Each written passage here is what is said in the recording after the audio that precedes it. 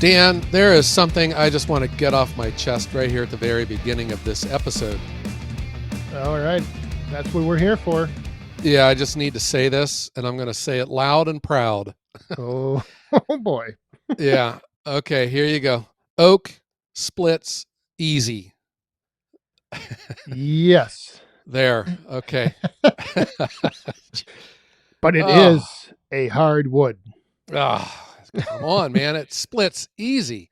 It is, I'm not going to say it's the easiest splitting wood in the world, but man, does it split easy. You know, I think it splits easier than cherry. Cherry always seems to have some weird twist to it. You know, there's a lot of Yep. It can hard get time that stringy you're, too. yeah, if you're splitting it with a maul or something, you know, it's always, I mean, come on. Oak is one of the easiest splitting woods that I can think of. Yeah. I There. would even go as far as to say in the dead of winter, I think you could almost split oak with a butter knife. Like sometimes you just need like a half an inch, boom, it's like just pops apart. Yeah, I don't know where the this belief. Yeah, I get a lot of comments on these are all coming from Facebook where I've run my, I got the processor splitting wood or the log splitter, and I usually work with maple. It's my most popular species. The restaurants love it, and gosh, people just say, big deal. Yeah, but why don't you split a tough wood like oak? And I just reply anymore. Oak splits easy. Yeah. I don't know what the heck. What am I missing about oak? It's easy, isn't it? As far as well, I mean, you with any wood, you can get into some knotty stuff, yes, but Sure, yeah, for the any most log you part, can. nice Yeah. straight grain oak, oh, Oh, love dream. it. There's like something different about oak. I mean, it's heavy, it's dense, but kind of like when it splits, there's almost like this fabric tearing kind of a feel to it. It's kind of hard to explain. Yeah, It's not like this hard crack like you get out of ash or maple. no, But it's got like it kind of tears apart, but not like stringy elm like you would tear it apart. It just has a real satisfying feel to it when it splits. I I don't was know. Or actually, yeah, I was actually watching some of my footage, putting a little clip together, and it almost reminded me of biting into an apple. The sound, like yeah, there's that initial crunch, and then there's like a tearing, yeah, like a biting of yeah. an apple. That's what I think about firewood. It's just intoxicating for us. I think it appeals to every sense all at the same time. Yes. Sight, smell, feel, the sound. Oh, and there's Yeah. nothing better than the smell of oak. Oh, yuck. Yeah. Yeah. One of the easiest splitting woods, but and the worst smelling wood, huh? I know you love your smell of oak. Oh I my. do. Yeah, I do not like it. Do not like it. But we are not here to talk to you about oak firewood today, guys. By the way, my name is Joe, and I'm sitting here with Dan, and we are the Woodhounds, the world's largest podcast about firewood. Yes, Firewood Podcast. That's what we are. We talk anything and everything firewood. Yeah. Sometimes, Well, not just occasionally, firewood, but wood and wood products and lumber and sawmills, whatever it is. whatever. Yes. Yeah, that sights and sounds is what I think connects all of us. But I do want to thank everyone for downloading today's episode and hanging out with us. And if you haven't done so, chances are the streaming service that you're using has a rating system that you can give us a 5-star rating, and we would really appreciate it if you would do that. It is a big help in helping others find the Woodhounds in a search. Yes. We greatly would appreciate that. And any and all feedback. If you want to drop us a line, thewoodhounds@gmail.com, send us an email. There you go. But Dan, there's something else that I need to say too, and it has nothing to do with oak splitting easy. Uh-oh. I want to tell you, congratulations. And you know what? I don't want to sound weird here, but I'm very proud of you. I think you had a very interesting development in you as a YouTube channel and you as a business person, and turning a new leaf with a new product, which I think is innovative, and it meets the needs of a market that is not being met. Well, thank you very much. Greatly appreciate that. And I will say that a big part of my whole little journey here that I'm on is actually because of you for Oh, talking like you do. You always say like the best time to start is yesterday, and just looking at what people do and doing the opposite. And so yeah, you were a big inspiration part yeah, of well, this. I hope you didn't believe all that. I just make that stuff up, but whatever. Well, here I am. So Yeah. yeah, Well, in case people don't know what we're talking about, Dan, who is the YouTube personality from Back 40 Firewood, and he is the internet's most favorite hobbyist, firewooder. Dan had started a new product and he's selling it online, and it is Mini Firewood, which goes right after that new developing trend. These mini fire pits. They're like smaller in size. They sit on a picnic table, and it's really like it gives people an opportunity to have a real live fire with real live firewood that may live in an area where they can't do it freely, like in an apartment complex or a condominium or in the big city. in the city. Yep. Yeah, I'm thinking, our one episode from selling firewood in New York City, that I think your majority of your customers could come right out of that town. Yeah, they very well could. And I actually had a few local customers that were asking for this like a while back, like last year. And then I kind of got the idea to do a video on just like these tabletop fire pits. And I went online and started searching, and I found multiple manufacturers and multiple brands. And like on Amazon, there's 20, 30 different makes and models you can pick from. And so that got me thinking, if there's all these different mini fire pits being sold, tabletop fire pits being sold, somebody's buying them. And those Right. people who are buying them, they need something to burn. I love so it.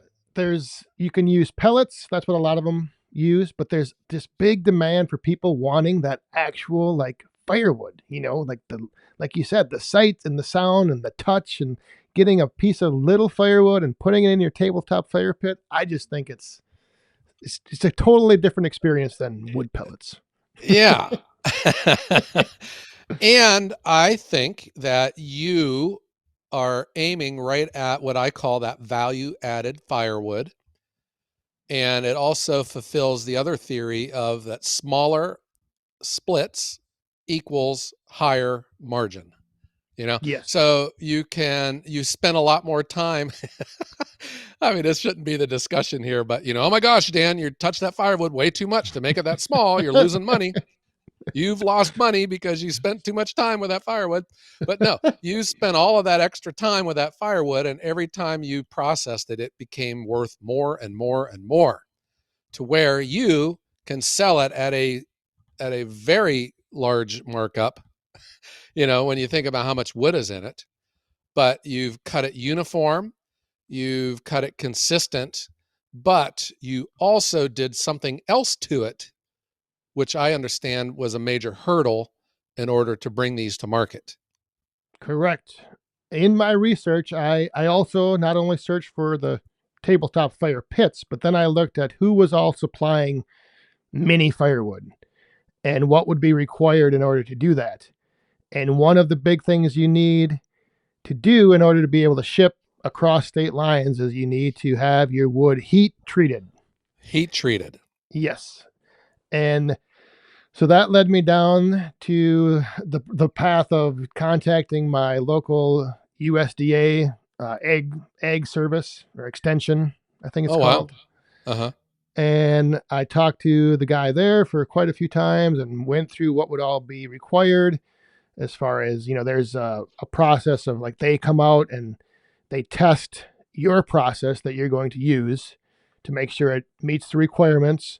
The wood has to reach a internal temperature of 140 degrees for an hour. All And right. once you do that, then the wood is heat treated, but then the wood cannot be then stored back outside. Okay. So there was a lot of hoops and things to jump through, and Uh-huh. it took time, but now I've become USDA certified, and I am shipping across state lines. That is awesome. Dan, congratulations. I mean, I'm serious. That is the probably when you think about what you've accomplished, that is the off ramp for most when they see that there's a process with the USDA and documentation and being audited that they just people would say the heck with it and walk away from it and just move on to a different project. But you did it, man. What's it like with what did the guy at the USDA, the guy or gal, did they take you serious or did you have to sell this idea to them? I did have to do a little selling. I actually spoke with there was two different. So there's the Wisconsin state specific. I had to talk to those people, and then the USDA, which covers all states. But Hmm. yeah, I had to describe what it was I wanted to do, and then they needed to determine if in fact this would fall into the category of firewood. Uh-huh. And yeah, it was like I said, it was a bit of a drawn out process. I think I began this last year in like October, maybe September, Oh wow. October. Wow. That's awesome. Let me ask though. So there's like other people that and I see it on Amazon a lot, where they're mailing out they're selling fire starters or barbecue chips or sawdust or other type of wood products. Am I now to believe that you're technically not allowed to do that? Well, there are different, and that's where working with this USDA person, there are different like categories as far as the product and what it is in its final state. So like for my mini firewood, it was still in that shape of a piece of wood. So it Uh-huh. wasn't, chips or sawdust. It wasn't a fire starter. So, because all of that stuff needs to go through a process to become that product. And with firewood, you could technically just, take a little piece of wood from outside, bring it in, and ship it. But but they that's interesting that firewood, if I'm understanding this right, firewood is regarded differently than like wood chips or sawdust? Yeah, so like the wood chips would have to go through a process to become those wood chips that would eliminate the threat of, like it's basically for Uh-huh. the insect and the bug, the spongy moth and the I think it's the gypsy moth are the big Yeah. Those are the components. big And ones now. yep, and so the larva of those moths would not survive being chipped Oh into yeah. sawdust or Okay. chips. All right. Well, I guess. Yeah, but you got a USDA certification. You got the stamp, man, and you're putting it Yes. on your label. Yes. Yeah. So, okay, so you got this certification. Now you are able to do it. So, but you found that there was a need for packaging and labeling to distinguish your product. Why don't you talk about that? Yeah, well, and the other thing is, I looked online at some of the other vendors supplying what they called mini firewood, and some of it was like sawmill cutoffs or like flooring scraps. So like they would take the leftover like flooring boards and Yeah. everything just looked like building blocks or like like it didn't look like actual authentic firewood. Like if I take a piece of firewood, it doesn't look like a 2x4. Right. Like so so that was my one big thing is I wanted it to be like real firewood. And then I determined the best size for that. And then I needed to find a box to put it in. And then I worked with your connection that you gave me, Melissa Nagy, All right. who designed the label and the barcode and all that. She handled all that stuff, made it look super nice. It just is. I just love it. The way Very the label professional. looks, yes, in the Yeah. box and And yeah. now you are selling them online. So have we had an episode yet about having a website if you're a firewood delivery service, if you're a firewood business, the importance of a I don't know. website? But in your case, it's crucial. That is how you're going Yes. to be selling your product is online, because you are now allowed to mail this through the US mail or any type of parcel service across state lines, because it's heat treated. But you took the time to get a website, a domain, and an online checkout to where people can buy it through a secure link. Yes. Yep. That's pretty involved. Yeah, it's there again is another process. It's there's all these steps you got to do to, but once you're up and running, that's where now it's finally like I finally launched, made it available, and we'll see how it goes. Uh-huh. So how long would it take you, to take, your raw product, a stick of wood, turn it into mini firewood, heat treat it, and package it, and ship it out? How long is that process? I have no idea. Yeah, but, but I'm so the interesting thing is, and this is where maybe at some point we can have another uh, episode on this topic. But there's a difference between heat treated and kiln dried. So Yeah. when I heat treat this, when I take it through that process, it doesn't dry it or season it. So it's in my best interest to make this firewood, let it naturally season, bring it in, heat treat it, and then ship it. Because once it's heat treated, I can't store it back outside. So Okay. that's where I'm getting into trying to like lay out my, long term workflow and plan to have Yeah. enough product on hand where like it's already seasoned. I can bring it, take it in, take it through the heat treatment process, and then have it. Okay. So that's where I get a little confused, because obviously you want your wood to light on fire, when if a person buys it and they put it in their mini pit, they want it to light and they want it to burn. Yes. They don't they don't want to they don't, and you don't want it to hiss and have water pouring out of each end of it. No. So the heat treating is not seasoning it. It is killing the bugs, I guess. Is that right? Correct. Yep. Yeah. And that's not to say that you couldn't kiln dry it, but you're not kiln drying it. You are heat treating it. But if you did kiln dry it, you would accomplish both at the same time, though, right? Yes, I do Uh, believe so. I yeah. think But there's that's a totally different process, though. yes, and I think the kiln drying is a lot longer than what I would need. So like I mentioned like I have these probes that I have to take like each time this process is done. I need to have a readout of every 15 minutes what the internal temperature of the wood is from 4 random samplings. Okay. And so that's only for an hour. Where like a kiln, I think it runs for a lot longer because you're actually trying to take the moisture away and Right. get it dried out of the wood. So yeah, it's a different process. And again, we might have to revisit that in another episode. Yeah. So how does it feel, Dan? Um, you're just doing what you're doing. This is, I guess, it could still be considered a side hustle. It's not like, you've quit your job and you're all in with this, but these are the things that, from my experiences, once you do one thing such as this, everything else and all these other brilliant ideas, they start to become easier to accomplish. You've placed less roadblocks in front of you. Yeah, and things can start to snowball very quick. Uh-huh. So but it's been great. I'm part of a couple online like user groups on Facebook. There's like specific groups dedicated to just using these little tabletop fire pits.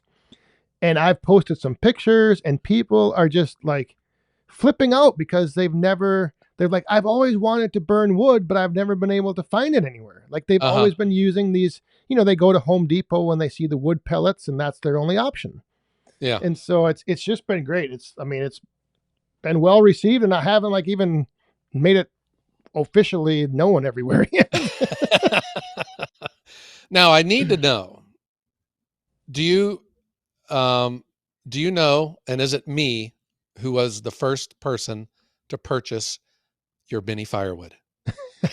I do know, and you were not. You were the second. Oh, jeez. Too slow on the draw. I tried. I wanted to be your very first customer ever. Oh, I I heard when it went live and I got onto your website and purchased it and darn. well, Oh well. I can move a few numbers on the date stamp, and I can make you the number. I can make you the first order. You were the first one that shipped. How about that? Okay. All right. There you go. I'll take credit for that. Dan, I think this is awesome. And I also think it's almost like a microcosm of the firewood industry at large. And there is something to be said of a person who looks out and looks for a market that is not being met. It just seems that you look out, you see a need, and you go right at it. And you've already started off with some success. And that's what I would challenge everyone out there, especially in firewood. I've argued as just sometimes just too set in its ways. We just lean on our past with firewood and we don't see it as an opportunity to innovate. You know, with like these EPA stoves that we talked about. The way that our firewood is made, the way it's, you know, like splitting it smaller, kiln drying, all of these things to address a market that's out there. And now here you've just done exactly that. Yeah, and it's all in the mindset. I mean, that's one nice thing about my day job is that's something that our team is focused on is doing things the way they've always been done is not the way we should continue doing them. And Right. so we've always, I've always been in the mindset of if there's a different way, a better way, just try it and see what happens. And to your point, I think firewood is one of those uh, businesses or niches that is stuck in its ways of thinking the old way is the only way. Yeah, Dan, I just see this as innovative. This is exactly what our industry needs. And, you know, I see the direction that our industry is going with these EPA stoves and then these mini fire pits. Because how many people in the United States live in condominiums or apartments where they just have a little deck, but they would still just like to have a little bit of a fire? And these stove makers are going after that market. And now we got people that are making firewood and going after a niche in the industry. I think Yep. it's brilliant, Dan. It goes right back to what you started with. It's like firewood and burning firewood. There's something I think in everyone that, whether you're sitting out on your patio and your 10 by 10 deck in the city, or if you're out in the country having a huge bonfire, something about sitting around a fire and actually having like firewood to like Yes. handle and smell and touch and put into your fire pit, whether it's Love it. mini or big. Or back 40 mini firewood. Right. It's it's just it's like I said, it's one of those things that I have a couple of these tabletop fire pits and I love them. I enjoy burning wood in them. It's just something cool about it, Oh, and wow. it might only be a fad and it might be a trend for, however long, but I just looked at how many tabletop fire pits were being sold and I was like, people who were buying those need something to burn in them. Right. And the best part about those people, once they burn a box of your wood once, they need more. Yeah. So it's like and ongoing. and the next thing you know, your sales are on fire. Boom. Yeah. All right. Well, Dan, I think the sky is the limit. And it just makes me wish I would have thunk of that myself. But Well, hey, if you can't beat them, then you buy it. So that's why I bought my first box. well, and like I mentioned, you are there's a lot more responsibility that you had. Like you were the one that pushed me to I mean, I was, I'm sitting here listening to you talk about all this. I'm like, it makes a lot of sense. And I'm just going to do it. Yeah. And Uh if it all goes wrong, I have someone to blame. huh. I got to ask you a question. Serious here. Did you? I'm assuming that you were bouncing this idea off of people. Did you run across anyone that just shot it down, said it was a dumb idea, or or they what ifed it to death? You got it. You'll never get a USDA certification. Did any of that thing happen to you? Yes, everyone. Really?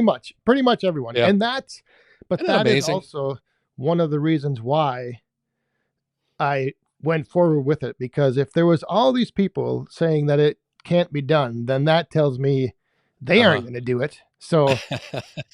I may as well do it. You're probably the type of guy, though, that if someone tells you not that you wouldn't ever be able to pull it off, that you're going to do it just to prove them that you can. Right. Yep.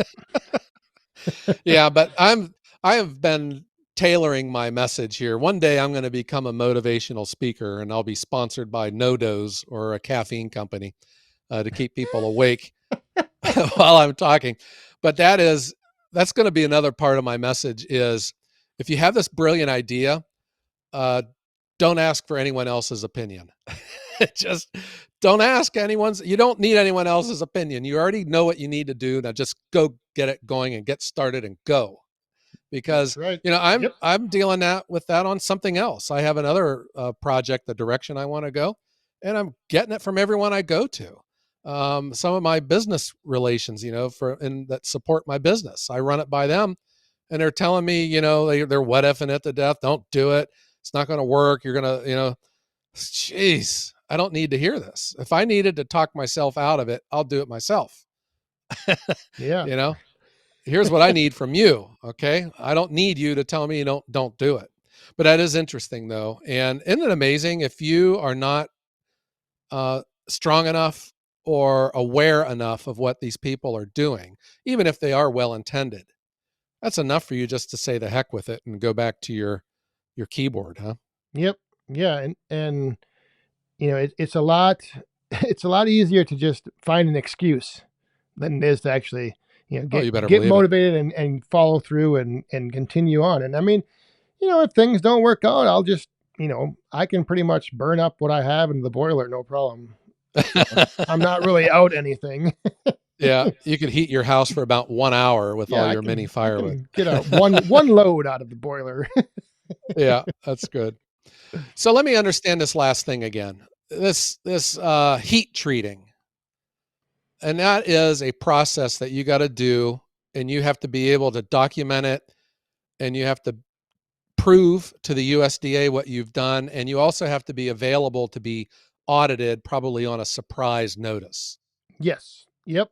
And Okay. yeah, I do have to supply all my data. But again, I am like not an expert on this. Yeah. Um, but you know, Was the maybe USDA guy though? Did they know about bugs and invasive species and stuff? yes, yeah. So he did go over everything with me and all that, and it was something that it actually would be quite an interesting conversation with someone who knew about it. Yeah. Here is there's like I don't there's a lot I don't understand. Okay. So for instance, out where I live, I'm right on the border of Pennsylvania. And um, I am not allowed to take my firewood into Pennsylvania unless it was, I guess, kiln dried or I guess heat treated. I don't know. But a logger like Log Hauler Jesse with a log truck is, Hmm. you know, and that doesn't make any sense to me. What is it about firewood? Is it because, like, I don't know, the loggers are mostly green cut, but I don't know. It doesn't make sense to me.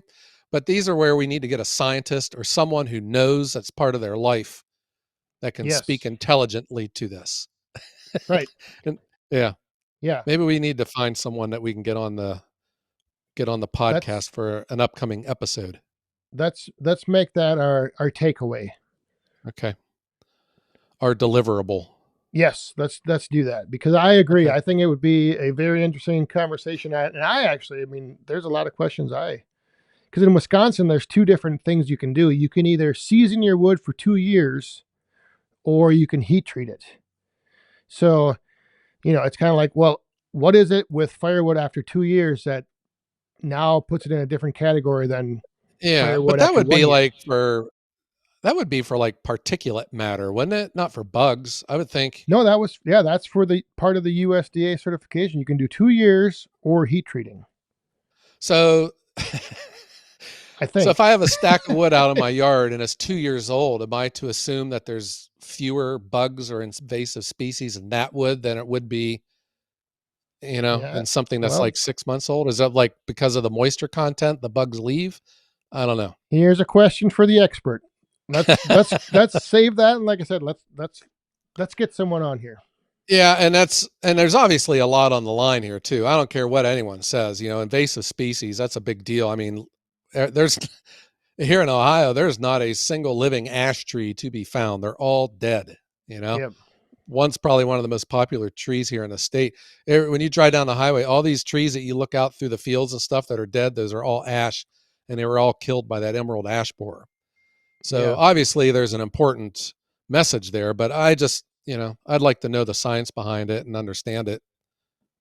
I just find it interesting. I do too. So All let's do right. it. Well, yeah, well, let's look for someone and then maybe we can get him or her on board and wish to endure a episode sitting with us and then being woodhounded at the end of the episode. Yeah, that'd be fun. All right. All right. Well, Dan, again, I am just thrilled to death for you and your success. I am just proud of you. And I really do think you're into something big here and the sky's the limit. Keep it up, bud.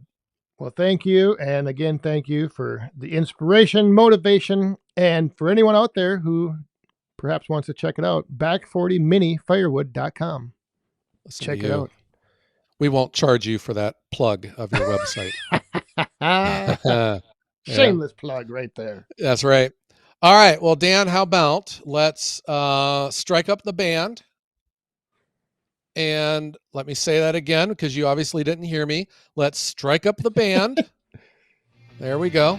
And let's thank everyone for tuning in and hanging out with the Woodhounds, the world's largest firewood podcast. That's right. We'll see you back here next week, 5 a.m. Wednesday morning. And I will tell everyone out there to stay safe, buy Mini firewood, and have a great day.